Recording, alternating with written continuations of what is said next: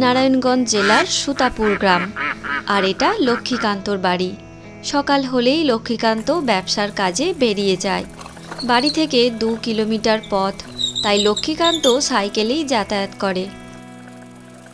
লক্ষ্মীকান্তর আলুর আড়ত আছে। চাষিরা মাঠে আলু চাষ করে লক্ষ্মীকান্তকে বিক্রি করে। লক্ষ্মীকান্ত সেই আলু কোল্ড স্টোরেজে রেখে দেয়। অফ সিজনে যখন আলুর দাম বাড়ে তখন আলু বিক্রি করে। সারাদিন হাড়ভাঙা পরিশ্রম করে লক্ষ্মীকান্তর বাড়ি ফিরতে ফিরতে সন্ধ্যা হয়ে যেত। তাই ফেরার সময় লক্ষ্মীকান্ত খুব ক্লান্ত হয়ে যেত। কোনো রকমে সাইকেল নিয়ে বাড়ি ফিরত। তারপর ঘরে এসে একটু আরাম করে বসত। কই গো, একটু চা হবে তো নাকি? লক্ষ্মীকান্তের স্ত্রী বিনা তখন গোয়াল ঘরে ছিল। একটু অপেক্ষা করো, আমি এখন গোয়াল ঘরে দুধ দুইছি। আমার হয়ে গেলেই তারপর তোমায় চা করে দিচ্ছি। আড়তে সারাটা দিন থেকে তুমি খুব ক্লান্ত হয়ে যাও। একটু তাড়াতাড়ি বাড়ি ফিরে আসতে পারো তো। এত পরিশ্রম করার কি আছে? এত পরিশ্রম করতে আমারও মন চায় না, বুঝেছ? কিন্তু আমাদের লব কুশ বড় হচ্ছে। কয়েক বছর পর ওরা স্কুলের গণ্ডি পেরিয়ে কলেজে ভর্তি হবে। আজকাল উচ্চ শিক্ষায় কেমন খরচ জানো তো। এখন থেকেই তো 2 পয়সা বেশি রোজগার করতে হবে। এই লব, আসছি বাবা। লক্ষ্মীকান্তের বড় ছেলে লব ঘরে এলো। লব, তোমার পড়াশুনো কেমন হচ্ছে? কুশ পড়ছে তো?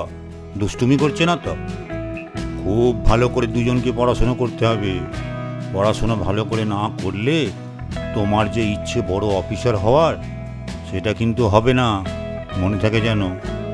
হ্যাঁ বাবা, আমি আর ভাই দুজনেই পড়ছি। তুমি আড়ত থেকে আসার আগে তো মা আমাদের পড়াচ্ছিল। ঠিক আছে, তোমরা এখন পড়োকে যাও। লব পড়ার ঘরে চলে গেল। সংসারের এত কাজের মধ্যেও তুমি যে ছেলেগুলোর পড়াশুনোর খেয়াল রাখো, এই জন্য আমি অনেক নিশ্চিন্ত বোধ করি। এটা আমাদের সৌভাগ্য যে ছেলে দুটো খুব প্রতিভাবান আর ছোট থেকেই পড়াশোনার প্রতি খুব ঝোঁক। তাই আমি ওদেরকে এত উদ্যোগ নিয়ে পড়াতে বসি। প্রতিদিন সকাল 9টায় নিয়ম করে মনীষা লব আর কুশকে স্কুলে পাঠায়। স্থানীয় মনীন্দ্রপুর স্কুলে লব ক্লাস 7-এ আর কুশ ক্লাস 2-এ পড়ে।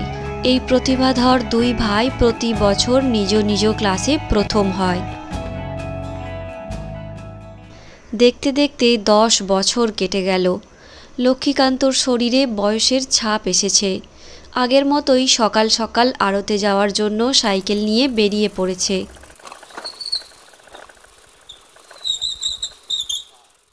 কিন্তু লক্ষ্মীকান্তের ব্যবসা এখন আর আগের মতো রমরমা নেই।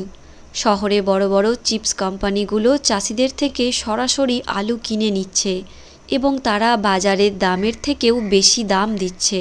তাই লক্ষ্মীকান্তের মতো মধ্যস্থ কারবারিরা আর সেভাবে ব্যবসা করতে পারছে না। খারাপ সময়ের মধ্যে চলা লক্ষ্মীকান্ত সন্ধেবেলা আড়ত থেকে বাড়ি ফিরে পেল একটা সুসংবাদ। বড় ছেলে লব একটা ভালো গভর্নমেন্ট চাকরি পেয়েছে। আজই অ্যাপয়েন্টমেন্ট লেটার এসেছে। এই দিনটার জন্য তুই দীর্ঘদিন অক্লান্ত পরিশ্রম করেছিস। তোর পড়াশুনোর ব্যাপারে তোর মাও কম পরিশ্রম করেনি। আর তুই তো জানিস বর্তমানে আমার ব্যবসার কি হাল। কোনো রকমে চলছে। এতদিনের জমানো সমস্ত টাকা তোর উচ্চশিক্ষা খাতে ব্যয় করে ফেলেছি। এখন আমি নিঃস্ব। তাই কুশকেও উচ্চশিক্ষা করানোর মতো ক্ষমতা আমার আর নেই। তাই ওর উচ্চশিক্ষা করানোর দায়িত্ব তোকেই নিতে হবে। এ ব্যাপারে তোমাকে একদম ভাবতে হবে না বাবা। হায়ার সেকেন্ডারি পরীক্ষা হয়ে গেলেই কুশ জানিই পড়াশুনো করুক, আমি খরচ চালাবো। মোটের ওপর আমি কথা দিচ্ছি, সংসার চালানো আর কুশের পড়াশোনার দায়িত্ব সব আমার। লবের কথায় সবাই অনেক নিশ্চিন্ত বোধ করল। পরের সপ্তাহতেই লব তার মালপত্র নিয়ে শহরে রওনা হয়ে গেল। সেখানে ফ্ল্যাট ভাড়া করে থাকবে। লক্ষ্মীকান্ত সঙ্গে গেল মালপত্র দিয়ে আসতে। তারপর আরও 5 বছর কেটে গেছে। প্রথম প্রথম প্রতি সপ্তাহে এলেও পরে মাসে একবার আসতো, এখন 9 মাসে 6 মাসে একবার আসে। ওখানে নাকি কাজের খুবই চাপ, এখন সংসারে সেভাবে টাকা পয়সাও দেয় না। অনেক বেতন হওয়া সত্ত্বেও এখন তার টাকা পয়সার টানাটানি, কারণ লব শহরের উপকণ্ঠে নিজস্ব একটা বাড়ি তৈরি করছে। বাড়িতে বলেছে এখন তার অনেক খরচা হচ্ছে, কারণ বাড়ি করাটা তার অনেক দিনের শখ ছিল। লব তার নিজের শখ মেটাতে গিয়ে একটা সংসার অন্ধকারে ডুবে গেছে, আর এটা সেই সংসার যে সংসার তাকে তিল তিল করে তৈরি করেছে, তাকে তৈরি করতে গিয়ে সমস্ত সঞ্চয় শেষ করেছে। এক্সপ্রেস হাইওয়ে হওয়ার জন্য লক্ষ্মীকান্তর কোনো রকমে চলতে থাকা আড়তটাও ভাঙা পড়েছে, তাই প্রতিদিনের গড়ে তোলা ব্যবসাটাও শেষ হয়ে গেছে। আর বেচারা কুশ হায়ার সেকেন্ডারিতে দুর্দান্ত রেজাল্ট করেও কোনো জায়গায় ভর্তি না হয়ে কয়েকটা বাড়িতে টিউশনি করে সংসার খরচা জোগাচ্ছে। ঘুষ, তুই চিন্তা করিস না বাবা। লব বলেছে 1-2 মাসের মধ্যেই বাড়ি কমপ্লিট হয়ে যাবে, তারপরেই তুই যেখানে খুশি ভর্তি হবি। সংসারের খরচও ও দেবে বলেছে, তখন আর তোকে টিউশনি করতে হবে না। লবের বাড়িতে থেকে মন দিয়ে পড়াশোনা করবি, কেমন? ঠিক আছে বাবা। কয়েক মাস পরে কুশ লবের বাড়িতে এসে উঠল এবং কুশ MBA-তে ভর্তি হলো এবং সমস্ত খরচা লব করতে লাগলো, কিন্তু সেটাও কয়েকদিন পর বাদ সাধল। হঠাৎ করে একদিন লব শহরের উপকণ্ঠে একটা মন্দিরে নিজের পছন্দের একটা মেয়েকে বিয়ে করে নিল, মা বাবা কাউকে না জানিয়েই, এমনকি নিজের বাড়িতে থাকা ছোট ভাই কুশকেও বলেনি। পরের দিন কুশ সবে খেতে বসেছে, তখন লব বলল, শোন কুশ, একটা কথা বলি। বুঝতেই তো পারছিস এখন আমার সংসার হয়ে গেছে, দায়িত্ব অনেক বেড়ে গেছে, তাই এখন আর তোর দায়িত্ব কী করে নিই বল? আমার মনে হয় তোর দায়িত্ব তুই নিজেই বুঝে নে, বুঝলি?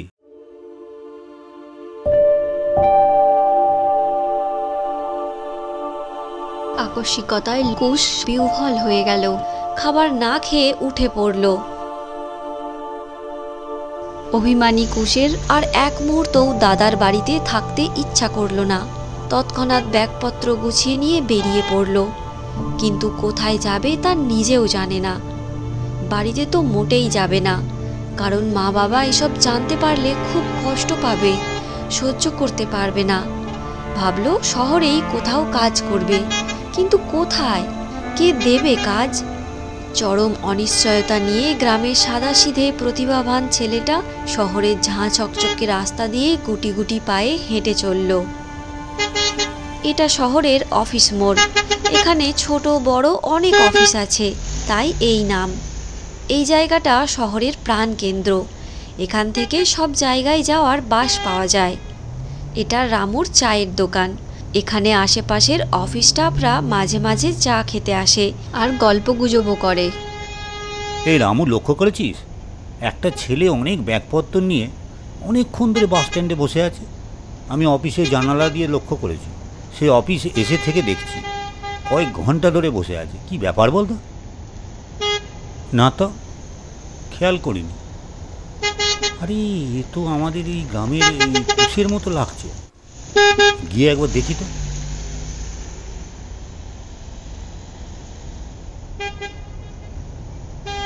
সব হারানোর যন্ত্রণা নিয়ে অভিমানী কুশ এক পথ ভোলা পথিকের মতো বাস স্ট্যান্ডের বেঞ্চে বসেছিল। ঘন্টার পর ঘন্টা কোথা দিয়ে সময় চলে যাচ্ছে জানেই না। এদিকে সন্দেহবশত রামু কাছাকাছি এসে দাঁড়িয়েছে। এটা তার গ্রামের ছেলে কুশ কিনা তা দেখার জন্য। হ্যাঁ, রামু ঠিকই দেখেছে, এটা কুশ। কুশ? এই কুশ? কুশ অবাক হয়ে তাকালো। আরে রামুদা, তুমি এখানে? হ্যাঁ, আমি তো এখানেই থাকি। এই পাশে একটা বাড়ি ভাড়া নিয়েছি, আর সামনে একটা চায়ের ঘুমটি করেছি, ওইটা নিয়েই থাকি। কিন্তু রামুদা, গ্রামের সবাই তো জানে তোমার অফিসার কাকা তোমাকে একটা ভালো চাকরি করে দিয়েছে, তাহলে কি আমি ভুল শুনেছি নাকি? তুই কিছু ভুল শুনিসনি কুশ, ওটাই গ্রামের সবাই জানে। আসলে আমার বাবা আর কাকা যখন খুব ছোট ছিল তখন আমার দাদু মারা যায়।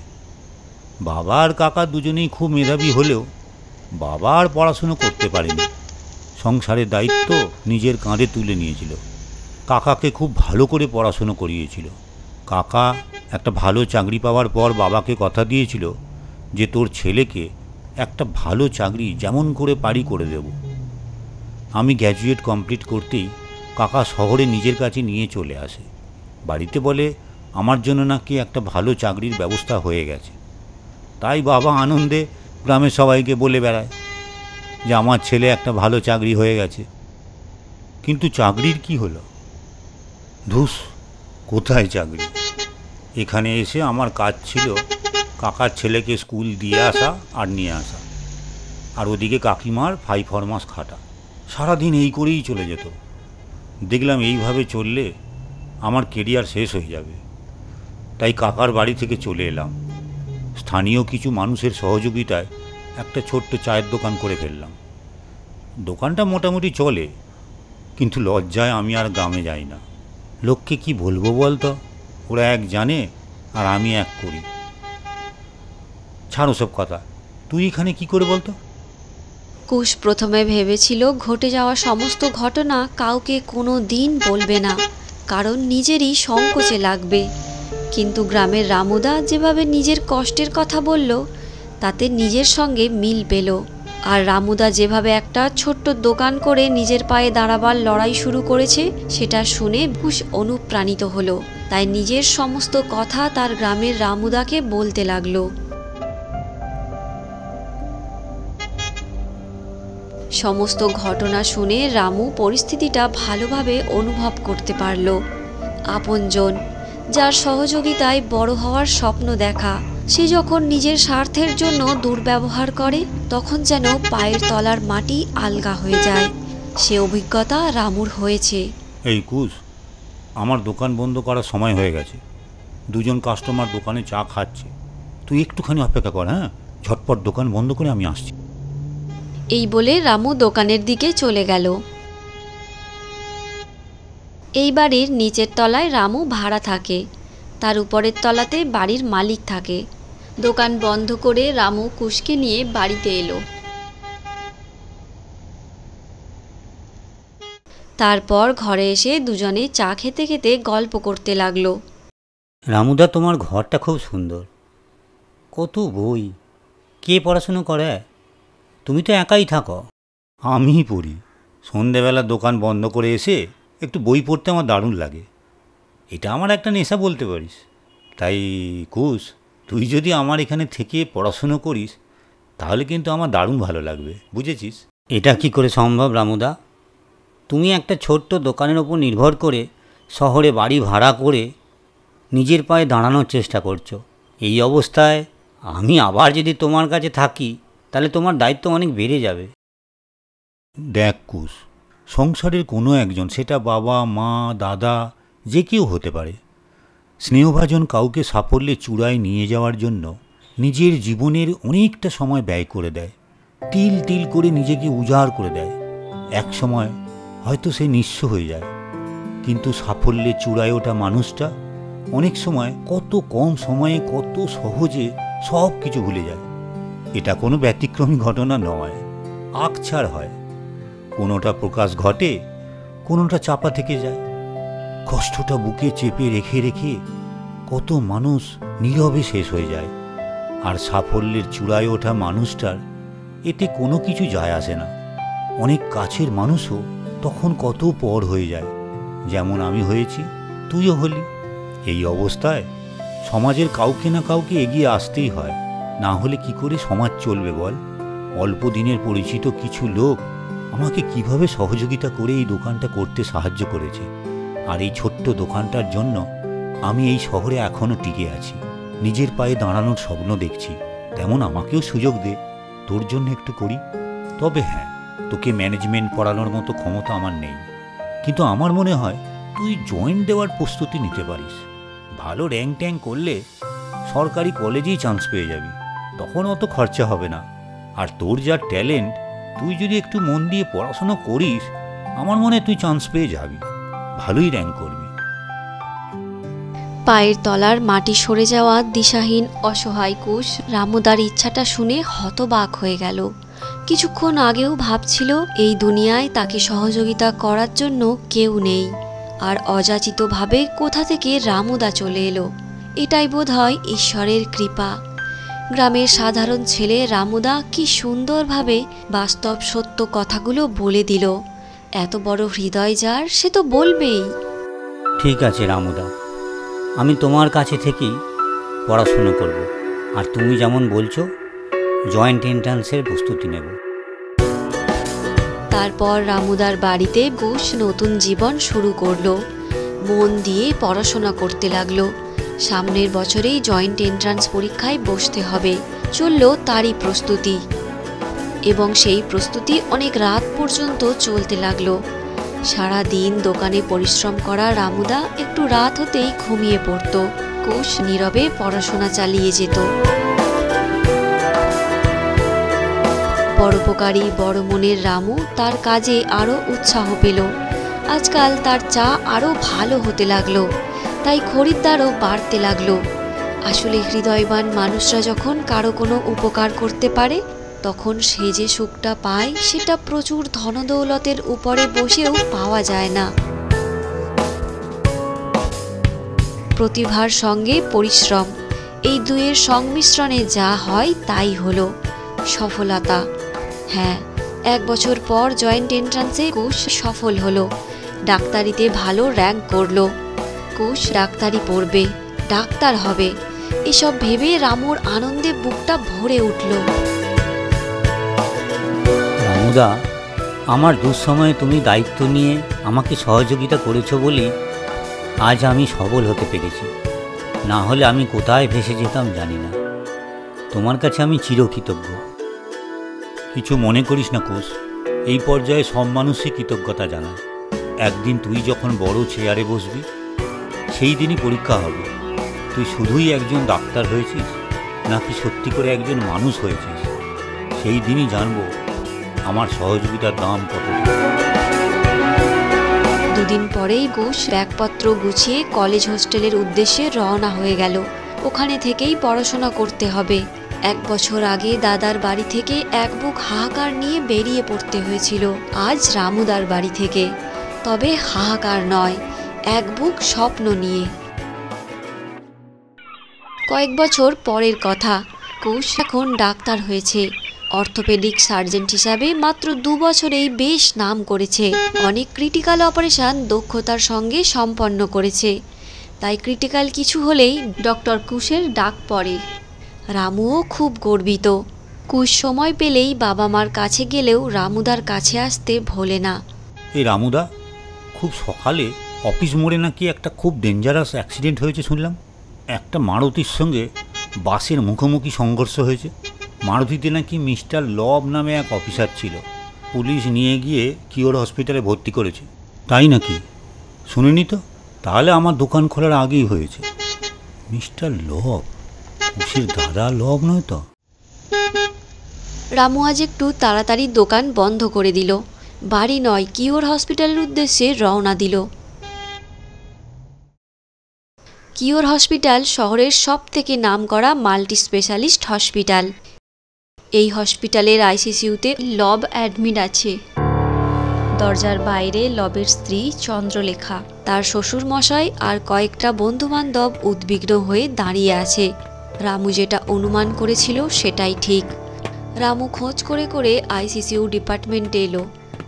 দরজা খুলে দেখলো অনেক সবাই দাঁড়িয়ে আছে। রামু ভিতরে ঢুকে সামনের দিকে এগিয়ে গেল। দেখল লবের স্ত্রী আরও সবাই থমথমে মুখ করে দাঁড়িয়ে আছে। তাহলে কি লবের কন্ডিশন ভালো নয়? রামু নিজের পরিচয় গোপন রেখে শুধু লবের পরিচিত বলে খোঁজ খবর নিতে লাগলো। জিজ্ঞাসা করলো লবের কন্ডিশন কেমন। তখন অজয়ের স্ত্রী বলল, ব্রেনে কোনো বড় আঘাত লাগেনি, স্ক্যান হয়েছে, কোনো হ্যামারেজও নেই, কিন্তু একদিকের হাত আর পা একদম জখম হয়ে গেছে, হাড় ভেঙে টুকরো টুকরো হয়ে গেছে, ডাক্তার বলেছেন একটা হাত আর একটা পা বাদ দিতে হবে, খুব তাড়াতাড়ি অপারেশন করতে হবে, একদমই দেরি করা যাবে না। আমরা কি করব কিছুই ভেবে পাচ্ছি না। কিছু মনে করবেন না, আপনারা কি আর অন্য কোনো ডাক্তারের ওপিনিয়ন নিয়েছেন? একটা হাত আর পা বাদ দেবে যদি এটা এড়ানো সম্ভব হয়। মেডিকেল কলেজে আমার একজন ডাক্তার বন্ধু আছেন, আমি এই ব্যাপারে আলোচনা করেছিলাম। ও বলেছিল ডক্টর কুশ বলে একজন ডাক্তার আছেন, ওনার সঙ্গে যোগাযোগ করতে। আমরা এই হসপিটালের ডাইরেক্টরকে দিয়ে যোগাযোগ করিয়েছিলাম। আগামী 6 দিন পর পর ওনার অপারেশন আছে, তাই এখনই ওনার ডেট পাওয়া যাবে না। এদিকে লবের অপারেশনও বেশি দেরি করা যাবে না, তাহলে আরও ক্ষতি হয়ে যাওয়ার সম্ভাবনা আছে। ঠিক আছে, ডক্টর কুশের সঙ্গে আমার পরিচয় আছে। আমি বাইরে গিয়ে ফোন করে ওনাকে একবার রিকোয়েস্ট করে দেখছি, আপনারা একটু অপেক্ষা করুন। রামু বুঝতে পারল ডক্টর কুশ যে লবের ভাই সেটা এরা কেউ জানে না। রামু আসল পরিচয় কাউকে দিল না, হাঁটতে হাঁটতে বাইরের দিকে এগিয়ে গেল। রামু চলে যাওয়ার পর লবের বন্ধুটি বলল, দূর, এর দ্বারা কিছু হবে না, একে আমি জানি। তো ওই অফিস মনে একটা ছোট্ট চায়ের ঘুমটি আছে, হসপিটালের ডাইরেক্টরকে বলে কিছু হলো না, আর ও ওইসব ব্যবস্থা করবে। তখন লবের শ্বশুরমশাই বলল, দেখা যাক, বলা তো যায় না, ভালো যোগাযোগ থাকলে কিছু একটা হলেও হতে পারে। তবে আমাদের হাতে কিন্তু আর বেশি সময় নেই, যা হোক একটা ডিসিশন নিতেই হবে। এই কিওর হসপিটালের নিচেই একটা পাবলিক বুথ ছিল। রামু সেখান থেকেই কুশকে ফোন করল। রামু নিজের কাছে মোবাইল রাখত না। হ্যালো হ্যালো কুশ, আমি রামুদা বলছি। তুই কি খুব ব্যস্ত আছিস? হ্যাঁ, আসলে একটা খুব জরুরি দরকার আছে বলেই তোকে ডিস্টার্ব করছি। এখানে একটা ভয়ঙ্কর ঘটনা ঘটে গেছে। রামু কুশকে সমস্ত ঘটনার কথা বলতে লাগলো। এখানকার ডাক্তার একটা পা আর একটা হাত কেটে বাদ দিতে বলেছে, সে কথাও ফোনে বলল।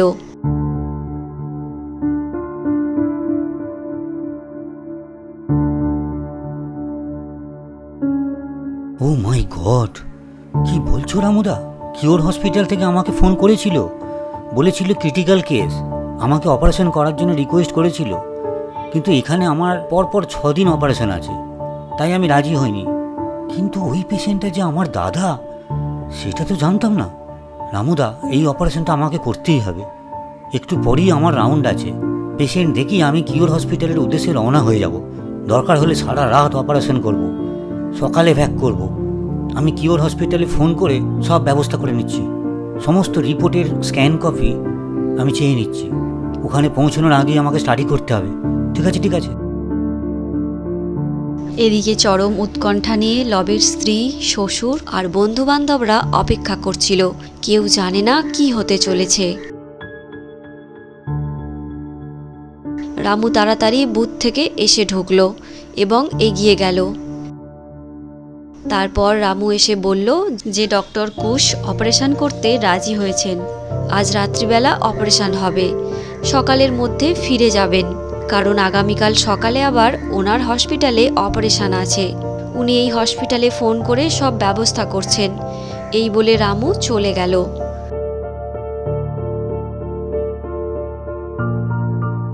রামুর কথা কারোর বিশ্বাসই হলো না, তাই সবাই মিলে সুপারের ঘরে গেল সত্যতা যাচাই করার জন্য। হ্যাঁ ঠিক, আমি যাচ্ছিলাম আপনাদের খবর দিতে। ওনার ডেট পাওয়া এমনিতে খুব মুশকিল, আমরাও চেষ্টা করে পাইনি। কিন্তু কিছুক্ষণ আগে উনি নিজেই ফোন করে সব ব্যবস্থা করতে বললেন। আমরা সারপ্রাইজ হয়ে গেছি। হয়তো পেশেন্টের কন্ডিশন শুনে উনি রাজি হয়ে গেছেন। উনি শুধু বড় ডাক্তারই নয়, খুব দায়িত্বশীল। উনি যখন পেশেন্টটা হাতে নিয়েছেন তখন অনেক নিশ্চিত হওয়া যায়। আপনারা বাইরে অপেক্ষা করুন, একটু পরেই আমি আপনাদের ডেকে পাঠাচ্ছি। পেপারে সাইন করতে হবে। একটু রাত হতেই কুশ গাড়ি নিয়ে রওনা হয়ে গেল কিওর হসপিটালের উদ্দেশ্যে। কুশের হসপিটাল থেকে 40 কিলোমিটারের পথ, ঘণ্টাখানেকের মধ্যে পৌঁছাতে হবে।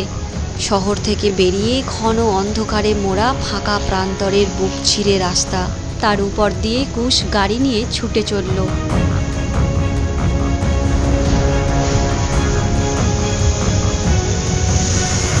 এবং কিছুক্ষণের মধ্যেই কিওর হসপিটালে এসে পৌঁছালো।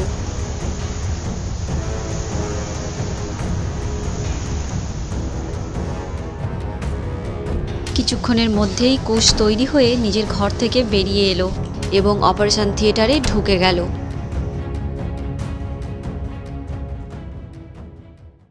তারপর মিনিট 10 মধ্যেই শুরু হয়ে গেল অপারেশন। বড় অপারেশন, অনেকক্ষণ ধরে হবে। এই সময়টা মানুষের জীবনে খুব গুরুত্বপূর্ণ হয়ে দাঁড়ায়। ডাক্তারের একটু অসতর্কতা আর একটা ছোট্ট ভুলের মাসুল সারাটা জীবন বয়ে নিয়ে যেতে হয়। এই রকম বড় অপারেশনে এই সম্ভাবনাটা বাড়িয়ে দেয়। তাই ডাক্তারদের কাছে এটা একটা চ্যালেঞ্জ সফলভাবে অপারেশনটা করার জন্য। কুশ এরকমই একটা চ্যালেঞ্জ গ্রহণ করেছে। ও কি পারবে সফল হতে? সেই উৎকণ্ঠায় থমথমে করে দিয়েছিল অপারেশন থিয়েটারের বাইরের পরিবেশটা। লবের স্ত্রী, শ্বশুর, বন্ধুবান্ধবরা ভয়ঙ্কর অনিশ্চয়তার প্রহর গুনছিল। এই পরিস্থিতিটা তারাই জানে, একমাত্র যারা এই অবস্থায় পড়েছে। 4 ঘন্টা পর অপারেশন শেষ হলো। কুশ অপারেশন থিয়েটার থেকে দরজা খুলে বেরিয়ে এলো।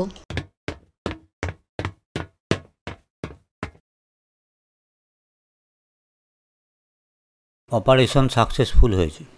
শরীরের কোনো অংশই বাদ দিতে হয়নি। পেশেন্টের জ্ঞান ফিরেছে। 30 মিনিট পর বেডে দেওয়া হবে, তখন আপনারা দেখা করতে পারেন। এই কথাগুলো শোনার জন্যই সবাই যেন অপেক্ষা করছিল। লবের স্ত্রী ডক্টর কুশের প্রতি কৃতজ্ঞতা ঝরে পড়ছিল। একবারও বুঝতে পারল না মাস্ক পরা ডক্টর কুশ আসলে তার নিজের দেওর।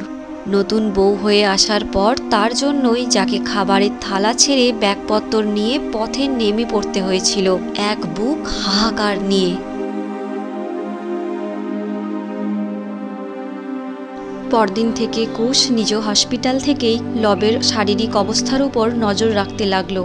সমস্ত যোগাযোগ কিওর হসপিটালের মাধ্যমেই হচ্ছিল।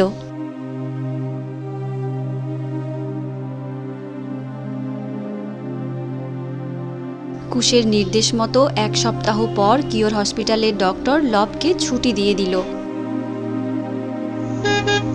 এরপর দেখতে দেখতে 1 মাস কেটে গেল। এই 1 মাস বাড়িতেই লবের প্রাথমিক চিকিৎসা চলছিল। বাড়িতে নার্স এনে নিয়মিত ওষুধ খাওয়ানো, ইঞ্জেকশন দেওয়া, ডায়েট চার্ট ফলো করানো ইত্যাদি সেবা শুশ্রূষার কোনো অভাব ছিল না। আজ চেকআপের দিন। সমস্ত এক্স-রে ও অন্যান্য রিপোর্ট দেখার পর ঠিক থাকলে, অর্থাৎ হাড়ের সেটিং ঠিকঠাক থাকলে সমস্ত অনিশ্চয়তা কেটে যাবে, অর্থাৎ লব পুরোপুরি বিপদমুক্ত হয়ে যাবে। লব ওর স্ত্রী শ্বশুরমশাই রিসেপশনের সামনে বসে অপেক্ষা করছিল ডক্টর কুশের জন্য।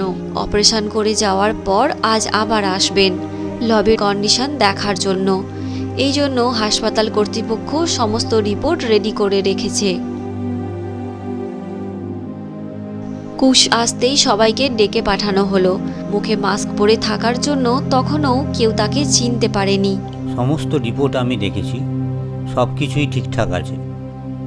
1 সপ্তাহ পর ব্যান্ডেজ কেটে দেওয়া হবে, তখন কিছু হালকা এক্সারসাইজ শুরু হবে। এই হসপিটালের ডক্টর কুমার এ ব্যাপারে গাইড করবেন। সবাই হাঁপ ছেড়ে বাঁচল। হাড় ঠিকঠাক সেটিং হয়েছে নাকি সারা জীবন স্ক্র্যাচ নিয়ে হাঁটতে হবে, এসব ভেবে খুব ভয় ভয়ে ছিল। সত্যি আপনাকে কি বলে যে ধন্যবাদ জানাবো তার ভাষা খুঁজে পাচ্ছি না। আপনি না থাকলে আমার একটা পা আর একটা হাত বাদ হয়ে যেত। শুনেছি সেই সময় অন্য ডাক্তার তো রিস্কই নিতে চাইছিল না। আপনি চুপ। কুশ মুখ থেকে মাস্কটা আস্তে আস্তে খুলে দিল। আমাকে আর আপনি করে কথা বলতে হবে না। আমি কুশ, ইয়েস, তোমার ভাই কুশ। এত বড় বিপদের হাত থেকে যে কিনা তাকে বাঁচিয়েছে সে আসলে কুশ। 3 জনই খুব অবাক হয়ে গেল। কুশ, তুই কিভাবে এত বড় ডাক্তার হয়ে গেলি? তুমি আমার দায়িত্ব নিতে পারবে না বলেছিলে, সেই জন্য আমি তোমার বাড়ি থেকে বেরিয়ে গিয়েছিলাম। তারপর তো তুমি আমার কোনো খোঁজ রাখোনি, তাই জানতে পারোনি আমি কিভাবে ডাক্তার হলাম। আমার সেই চরম দুর্দিনে আর এক দাদা আমাকে পথ দেখিয়েছিল, যে দাদা আমার কোনো রক্ত সম্পর্কের নয়। রামুদা, আমাদের সেই রামুদা, মানে আমাদের গ্রামের সেই রামু। ইয়েস। দিশাহীন বিধ্বস্ত হয়ে যখন রাস্তায় বসেছিলাম, তখন আমাকে রামুদা নিজের এক চিলতে ভাড়া করা ঘরে নিয়ে গিয়েছিল। এক প্রকার আমাকে দিশা দেখিয়েছিল। রামুদা তার কাকার কাছে প্রতারিত হয়ে ভেঙে পড়েনি। অফিস মোড়ে একটা ছোট চায়ের দোকান করেছে। স্বল্প ক্ষমতায় রামুদা নিঃস্বার্থভাবে আমার পাশে দাঁড়িয়েছিল। রামুদার জন্যই আমি ডাক্তার হতে পেরেছি। আর তুমি যখন অ্যাক্সিডেন্ট হয়ে হসপিটালে ভর্তি হলে, তখন রামুদাই সন্দেহবশত হসপিটালে এসে তোমার পরিচয় পেয়ে আমাকে খবর দিয়েছিল।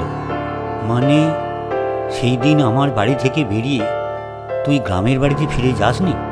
না, সেই দিনের ঘটনা মা বাবা জানতে পারলে খুব কষ্ট পেত। এখনও তারা জানে আমার পড়াশোনার দায়িত্ব তুমিই সেই সময় নিয়েছিলে। তোমার সঙ্গে এখনও আমার যোগাযোগ আছে। তোমার বিয়ে হয়ে গেছে সেটাও জানায়নি মা বাবাকে। কিন্তু এতদিন ধরে তুমি বাড়ি যাও না বলে বাবা মা খুব কষ্ট পায়, কান্নাকাটি করে। তুমি খুব ব্যস্ত আছো বলে আমি মিথ্যা সান্ত্বনা দিয়ে এলেও বাবা মার মন মানে না। টাকা পয়সা দিয়ে আমি আর্থিক অভাব দূর করতে পেরেছি, কিন্তু একটা সন্তানের অভাব আমি পূরণ করি কিভাবে? একটা অপরাধ বোধ লবকে দগ্ধ করে দিচ্ছিল। ছলো ছলো চোখে কুশের দিকে তাকিয়েছিল। হঠাৎ করে পেয়ে যাওয়া ধনদৌলত অনেক সময় মানুষকে আপাতদৃষ্টিতে অনেক উপরে তুলে দেয়, অনেক সম্মানীয় দেখায়। সেই সময় নিজেকে ঠিক রাখতে হয়। অহংকারী হলে চলে না, তা না হলে অনেক নিচে নেমে যেতে হয়। অহংবোধ তাকে গ্রাস করে ফেলে। ন্যায়, কর্তব্য, বিবেক তারা অনুভব করতে পারে না। অনেক সময় জীবনে একটা ধাক্কা অনেকভাবে বিবেককে নাড়া দিয়ে যায়। তখন সব কিছু উপলব্ধি করতে পারা যায়, আর তাতে অনুশোচনা, অপরাধ বোধ কাজ করে। আর সেটাই লবের ক্ষেত্রে হচ্ছে। কুশ, আমি বুঝতে পারছি এতদিন আমি যা করেছি সেটা খুব অন্যায় হয়েছে। এমন ভুল আমি আর করতে চাই না। তুই আমাকে বল, আমি কি করব? আমি আর সহ্য করতে পারছি না। এখন তোমাকে আগে সুস্থ হতে হবে, তারপর অবশ্যই বাবা মার কাছে যাবে এবং বৌদিকে নিয়ে যাবে। আমার দৃঢ় বিশ্বাস তারা সব কিছু মেনে নেবেন। 1 মাস পরই নারায়ণগঞ্জ জেলার সুতাপুর গ্রামে লক্ষ্মীকান্তর বাড়ির সামনে একটা দামি গাড়ি এসে দাঁড়িয়েছিল। আর গ্রামে কিছু কৌতূহলী লোকজন বাড়িতে ছুটে এসেছিল। আসলে ওটা লবের গাড়ি। সুস্থ হয়েই সস্ত্রী বাবা মায়ের কাছে ছুটে এসেছিল। বাবা মা আনন্দে আত্মহারা হয়ে গিয়েছিল। কুশের ধারণাই ঠিক, তাদের বাবা মা লবের স্ত্রীকে মেনে নিয়েছিল। এখন লক্ষ্মীকান্তের স্ত্রী, 2 ছেলে, বৌমা নিয়ে একটা সুখী পরিবার। দিন দিন লব, কুশ দুজনেরই খুব নামডাক হতে লাগলো। আর এদিকে রামু নির্বিকারভাবে দোকান চালিয়ে যাচ্ছে। নিজের পায়ে দাঁড়াতে হবে। রামুর জন্য একটা দিকভ্রান্ত ছেলে ডাক্তার হলো। সমাজ একটা ভালো ডাক্তার পেল। রামুর জন্যই একটা পরিবার কত সুন্দর হয়ে গেল। হাসি মুখে পরের উপকার করে যাওয়া রামুর তবুও নাম ডাক হয় না, তাকে নিয়ে গল্প হয় না। তাতে কি হয়েছে? এই সব মানুষগুলোর জন্যই তো পৃথিবীটা এখনো কত সুন্দর। আসলে নেপথ্যে নায়ক তো এমনই হয়। সাবাস রামু, সাবাস।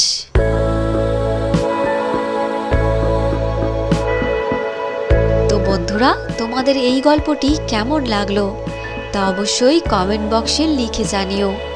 আর এইরকমই গল্প উপহার পাওয়ার জন্য আমাদের চ্যানেল চৌকিতকিত বাংলা কার্টুনকে এক্ষুনি সাবস্ক্রাইব করে রেখো। আর এই গল্পটি ভালো লাগলে অবশ্যই একটি লাইক আর অনেক শেয়ার করো। আর আমাদের চ্যানেলে নিত্য নতুন গল্প উপহার পাওয়ার জন্য চ্যানেলটি সাবস্ক্রাইব করে বেল আইকনটি প্রেস করে রেখো। তাহলে প্রতিটি গল্প আপলোড হওয়ার সঙ্গে সঙ্গে তোমাদের কাছে নোটিফিকেশান পৌঁছে যাবে। ধন্যবাদ।